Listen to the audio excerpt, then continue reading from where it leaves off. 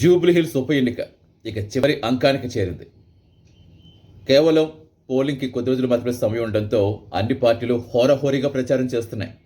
ఒకవైపు సీఎం రేవంత్ రెడ్డి ఏ స్థాయిలో కార్నర్ మీటింగ్స్తో ప్రజలకు మమేకమవుతున్నారో చూస్తున్నాం. అటు బీఆర్ఎస్ వర్కింగ్ ప్రెసిడెంట్ కేటీఆర్ కూడా అదే స్థాయిలో విపరీతంగా ప్రచారం చేస్తారు. ఇక బీజేపీ కూడా అదే స్థాయిలో ప్రచారం చేస్తోంది. ఒకరిపై ఒకరు మాటల యుద్ధాలు, ఆరోపణలు, ప్రత్యారోపణలు ఒక రేంజ్లో కొనసాగుతున్నాయి. ఓట్లను ప్రసన్నం చేసుకునేందుకు వెయ్యని ఎత్తులు, పై ఎత్తులు అనేవి లేవు.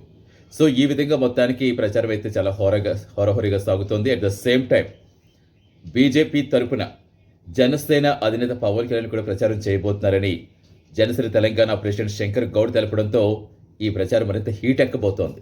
ఇక 4 రోజులు మాత్రమే సమయం ఉంది. మరి ఎప్పుడు ప్రచారం చేస్తున్నది ఇంకా క్లారిటీ ఇవ్వకపోయినప్పటికీ ఆల్రెడీ ఏపీలో టీడీపీ, బీజేపీ, జనసేన కూటమిగా ఏర్పడి సర్కార్ నడుపుతున్నాయి.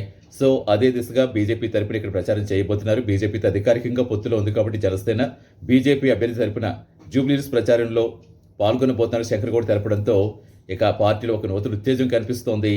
సో మొత్తానికి ఎలాగైనా తన సిట్టింగ్ స్థానం కైవసం చేసిన బీఆర్ఎస్, ఎలాగైనా సరే తన ఖాతాలు వేసిన కాంగ్రెస్, తన బలం నిరూపించుకొని బీజేపీ మొత్తానికి హోరాహోరీగా చాలా ఒక ఉత్కంఠగా సాగుతుందని చెప్పాలి ప్రచారం. ఇక 4 రోజుల మాత్రం సమయం కావడంతో హోరాహోరీగా ప్రచారం అయితే సాగుతుంది. ఇక పవన్ కళ్యాణ్ కూడా మరి ఎంట్రీ ఇస్తే మొత్తానికి మరి ఇది ఏ టర్న్ తీసుకుంటుందో చూడాలి.